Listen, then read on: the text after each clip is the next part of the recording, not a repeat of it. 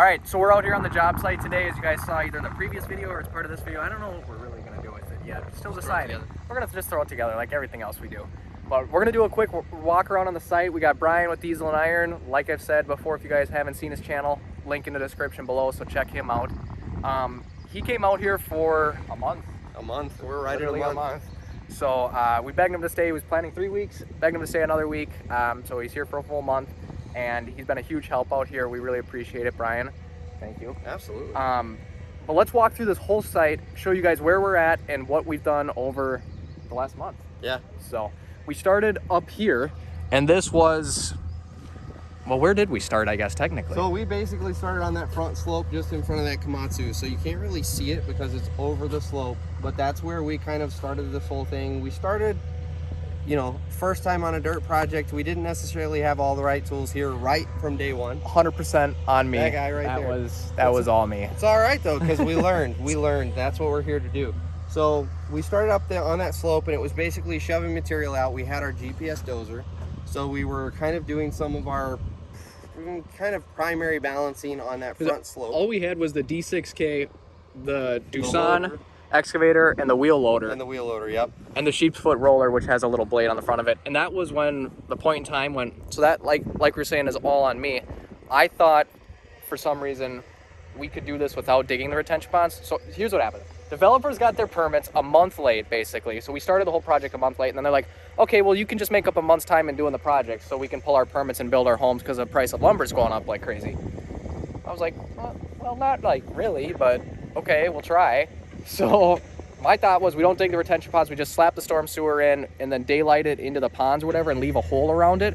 And then we bring the road base all the way up to gravel, finished gravel grade, which is when they said they could then pull their permits to at least order lumber packages at a cheaper price point than when they was inflating in price. And then from there, we'd go back once they have people sign up, houses sold or whatever, and then dig the ponds out and whatever. In theory, it would work because at gravel grade, water is not running into your catch basins and stuff anyways, so it shouldn't create an issue. In theory. But the problem is, it doesn't make any sense. Right. Like, I mean, other than the fact of rushing the developer to meet their timeline, right. It didn't make any sense. Right. So on all jobs, basically, you have to deal with inspectors, and one of the big ones out here is we have the watershed that's always on us for, and it's the same on any project. You have erosion control that they're super worried about, and your then you also have the porta potties, a whole different. Stake your porta potties down, people, because you can't have them tipping over. No. But erosion control is one of their big ones they're worried about, and then the second is how you manage water on site over the course of the project. You have to manage the water. You can't just have mud. Basically, you would have been creating, like on this pond, you would have been. It's a 12-foot deep death trap. Like it would have been a 12-foot deep, because we would have only dug around for the outlet. So you would have been 12 feet deep with near vertical walls, and with one, maybe two really good rains, you've got that sucker filled to the top. Yeah, I guess I didn't even, like, so the ponds up front probably would have worked. They probably would have been okay. But this one, definitely. Yeah, but this one for sure. So it definitely basically, we had to scrap Carson's idea that we were going to throw all the pipe in the ground first and then do the balance. So we started with our balance. And that's actually ultimately what led me staying an extra week, is because we had to get the balance done before we could start slapping pipe in the ground. Yeah, and the big thing was we wanted Brian here to help with the pipe, because moving dirt's moving dirt, and there's definitely, I mean, he saved us. We found a bunch of 4 foot, probably a topsoil over there. That's what that big mound is back That's there. what that big mound is there. Topsoil that came out of our fill area. Yeah, so we saved all that, and we're going to use it to spread over the sub or haul out, sell, whatever we're going to do with it. But bedding sand for the pipe we didn't have to bring in. Yeah, the bedding sand for the pipe we didn't have to bring in because we found a good sand cut back here. Those are all things that I guess we just didn't even think about or realize, because we were where that excess dirt stockpile is over there to raise up the grade. We just started pushing dirt on top of it, right, and didn't even think twice about pulling all the topsoil out from underneath it, right, and reusing that. And one of the things that these guys are learning is, as a contractor, when you come out and do these developments, you expect how much topsoil goes down, and generally on a site like this, you only put down about 2 to 3 inches of topsoil. Well, if there's 5 feet there, and you pull a bunch of extra topsoil out, guess what? You get to bring out a screening plant, you get to screen it and sell it. So you can actually make money back on a job like this. Same with if we found like some sand that was actually good enough sand that it would pass some of the state testing, that's yours to take out of the site. As long as you meet all of the balancing requirements, you get to take that sand and you get to either use it on other projects. So if you've got multiple large-scale projects going on, you get to use that on your other projects as long as it passes whatever spec you have to pass for your sand. Or you can turn around and sell it. I don't, you know, if you have a yard or something, you can sell it. But that's where you really start to make up extra money and you get to fudge on your margins. So instead of maybe only having a 5% or a 10% or a 15% margin, maybe that bumps up to 15, 20, 25% margin because, you know, every once in a while you find a gold mine of topsoil or you find a gold mine of sand. And so those are the sort of things that, you know, I've told Carson over and over, this is the perfect training wheels project. It's been a learning. It's been fantastic. Sorry, flies are There's terrible. literally a out here. fly. I'm learning Minnesota's flies landing on the god car. awful. But honestly, in so many aspects, so you have the developer that they have a really good relationship with, like to the point the developer knows this is their first time doing it, but at the same time the developer's eager to get going. It's good to have that pressure because that pressure is always going to be there. It's good that we buried over half of our topsoil, you know, back over here before we caught it, because that was a quick lesson. We learned it before we buried 5 feet of topsoil. Yeah. All of the stuff on pipe, and we'll get into pipe later, maybe on a separate video, but we've learned a ton of lessons on pipe that you don't get to learn those lessons unless you're on an actual project. And it's all things that, like, once you do it, you're like duh. That makes perfect sense. And it's but something you never know until you do it. It's just, you don't know. I mean, it's when you look at this job, I mean, from my perspective anyways, coming from a landscaping background, there's a lot here. I mean, it's a decent sized job for what we're used to doing. So there's a lot of moving parts here, and it's definitely been an interesting one. Well, and the other thing that's so different from big dirt jobs from landscaping is landscaping, you've got a pretty hefty margin built into it, and you got a fair amount of flex in that, and you're gonna come in pretty close. On a dirt project like this, one of the things that these guys are learning really quickly is there's a reason dirt work like this is production based, and it's all about speed, because you have really, really big margins from a number standpoint, from a physical dollar standpoint, but from a sheer margin, like percentage, you don't have that much. And because everything out here is so expensive to run, and if you've got to rent an extra machine or you've got to bring in extra manpower, everything is an hourly cost and it's expensive. That's why it is production. You have to get it done as quick as possible because that margin can dry up overnight. We talked about the possibility of bringing in an extra haul truck, and that was going to cost, by the time it was said and done with the driver, fuel, transport, we figured another 15 grand for a week. Yeah, for one truck. For 1 week. For 1 week. For one truck for 1 week, $15,000. Your margins will dry up overnight if you don't know what you're doing in a project like this. And so that's another thing that's very different from the landscape world, even on your bigger projects. Well, that's like we learned the hard way. Like I told you guys in one of the other videos, gonna be throughout the whole project. We still got a lot to go once Brian leaves here, but we're gonna be brutally honest with like everything we fuck up along the whole way, because I mean that's the only way anyone else is ever gonna know is if we tell you what we did wrong and not what not to do. This section here, we have different gaskets here, right behind me. That what Brian's used to seeing, it's just a different, like, what do they say, lubeless gasket? These are pre-lubed sealed gaskets that roll back on the shoulder of the pipe. And what I've always dealt with traditionally, it's basically a big O-ring. It's kind of, it almost looks like quarter round, so you have a nice clean shoulder of rubber, and then there's a piece that's kind of rounded off. And you slap that baby all the way up to the shoulder of the pipe, you slap your pipe together, you've got a firm seal, you're done, good to go. And with these, on every spigot of pipe, there is a small shoulder. And these pre-lubed gaskets, you only go to the first shoulder. Oh, I hate them, I hate them. You only go to the first shoulder, and then it actually rolls over on itself and provides the seal that way. And they're terrible. They're the biggest pain in the ass. If you don't roll them just right, you have to take the pipe out and redo it. If you've got a super anal inspector, which we've had this whole time, they really like to nitpick those versus the old school way of doing it. You know, it's now one we of those can't things. post this video until we finish the project. Oh, absolutely. But it's one of those things, like, if it's not broke, don't fix it. Like, those old school gaskets. And my favorite part of it is when you get on the company's website and learn how to use their little gaskets. Their selling point is you don't have to use pipe soap. So all this fuckery we're having to deal with saved me from doing this in a pipe soap bucket and doing this. That's it. So anyway, I'm off my rant. I'm sorry. All right, we got the 5-minute rant of the gaskets. Moral of the story, though, we had to pull these pipe back out because the gaskets were wrong. We put them on the further back joint or whatever, not the front joint, like these new gaskets, whatever, require. And that was a costly mistake because we laid it all in, and in the process of pulling it out, we popped a couple of lips or whatever off these, and it's arguable whether or not they're actually usable or not, but they deemed them unusable.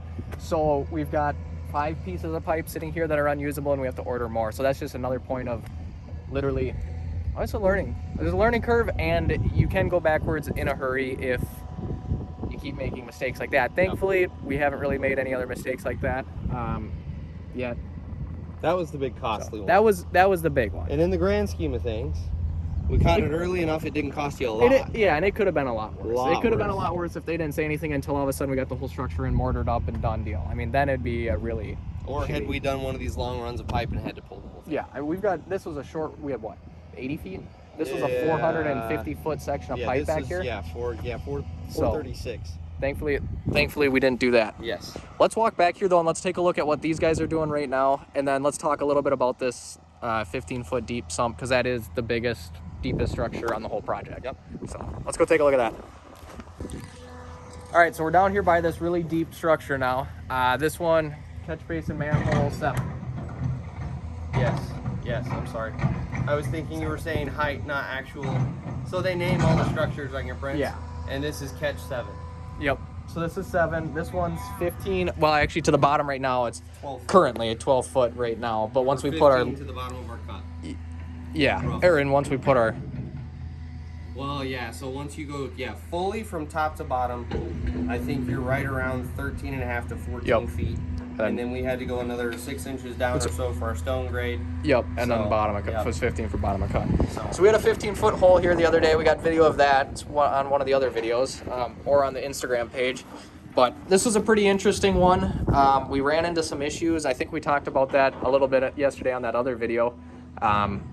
But one of the holes on this is a little bit off. So that's one of the things with these is they're not all exactly perfect when they come out. They're, you know, in the landscaping world, I'm used to everything being within like a 1/4 inch. Right. When you get to this, everything's within like a few inches to an extent. The pipe world, when you really start getting into the pipe world is all about fudging things and making them work.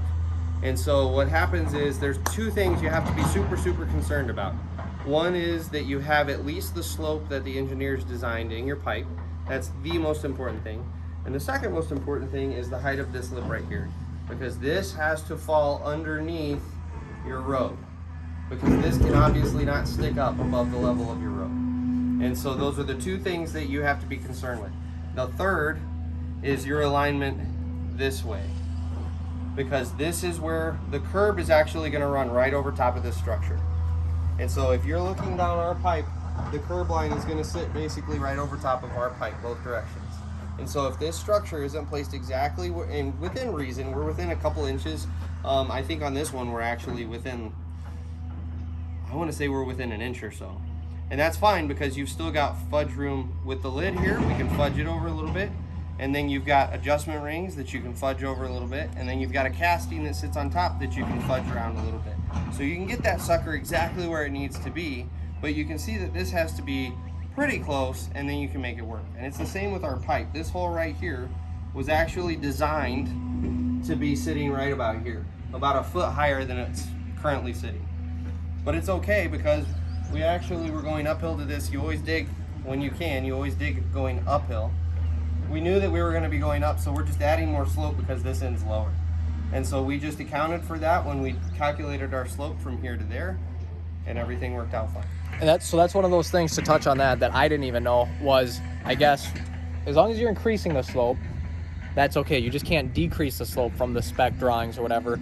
So it actually worked out to our benefit. Permission. Let me specify. Yeah, so not without if you got permission. 2% and we go down to like 1.5, you have to talk to an inspector and get permission, but there's a possibility. But if we went from, like here, we went from 0.9% to 1.02 or 1.25. 1.25 slope, that is okay, because we're increasing it. Water's just going to flow faster. Correct. Which is, you know, I'd assume that at some point it's too much, but I'd assume you never run into that.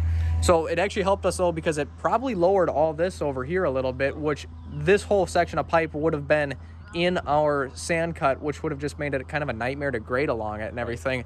So right now we're able to float over it and not be in our sand cut because we've got 2 feet of sand, 8 inches of gravel, and it just made it a lot easier. And if you've never been on a pipe crew and you wonder how we keep grade, this is our pipe laser sitting right in the hole.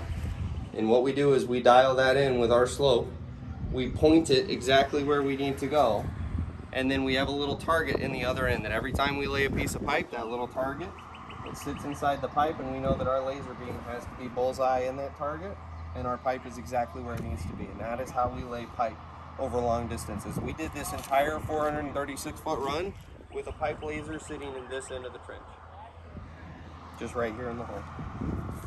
And with that, when we got down to that end, which I was showing you guys in the video the other day again, you could actually see, because I think it's just the limits of this pipe laser or whatever, but this 400 and whatever it is run, when you have that little target at the end, you could actually see it kind of moving around just the slightest bit. And the beam was just huge when it's down to that. So if any of you guys watch my channel, you know that I kind of go down nerd wormholes because I'm a nerd. It's the actual what's happening to make it do that is pretty fascinating. So this pipe laser is sitting on a 3D axis that it can balance itself. It's got a gimbal in there that's running all the time, and then it's using that to balance itself and center itself. And so if you think about it, on this end, when you're right next to the laser, it's such minute movements you would never see it. No. But when you multiply that out by 436 feet, we were getting a float of about an inch in our laser. And it's just microscopic movements down here, but that's the distance. So that's just one of those things. It's pretty awesome. And it also proves like how accurate you have to be and perfect when you're putting this in, because a little bit off here throws you off. I mean, if that's moving microscopic down here and it's moving inches down there, if you move an inch down here, you're off by 10, 20 feet. I was going to say I'd have to do the math out, but call it a quarter inch down here, and you're off 10 feet down there. Yeah. And at that point on a run like this, you're probably not even going to pull the run. At that point, I call Carson and say, hey, you need to run a catch basin and 4 more sticks of pipe because we're just going to tie it in with another catch basin. Because with pipe, this pipe can't turn. It has to stay straight runs. Yep. And so anytime you want to do any sort of a joint or an intersection, you have to have a structure. And so what we would have done in that case when we're 10 foot off is we would have put a random manhole in someone's yard 10 foot inside the curb line or outside the curb line, and then done a pipe run back over to where it was supposed to go. Yeah. So you have to be accurate. That's why this is so critical right here. That cost us $5,000, I was saying. Yeah, I was saying right. 5,000, 5,200, something like that, and it was actually a demo unit from Acme too. So it wasn't even brand new. Yeah, so that's pretty much brand new. But one of the most critical pieces, if not the most critical piece to laying pipe, is that unit right there. And then knowing how to use it is the second most critical piece, because if you are off at all, you will totally screw yourself, and you're pulling a lot of pipe out of the ground. Yeah, not fun. Pulling pipe out's not fun. So, well, we'll wrap it up for this one. We'll catch you guys on the next video. We still have a lot to do out here, and like I was saying, Brian, Diesel and Iron, his channel has got you got some good video out here. Oh yeah, I've got a whole vlog series that's coming out, and then I have a Down and Dirty series. If you don't follow me, I do a lot of teaching on my channel about the trades. And you're actually consistent with uploading, where I just throw shit together and wing it out there. And yeah, so every Monday I have a Down and Dirty come out, and it is talking specifically about things like how to run a loader, how to run a skid steer, how to use a pipe laser, things like that. And I have got a ton of footage off of this job of just different aspects of running different pieces of equipment. GPS dozer, if you've ever wanted to learn GPS in a dozer, I've got a whole series coming out just on GPS. So that'll be cool. Looking forward to it. We'll see you guys in the next one. Peace.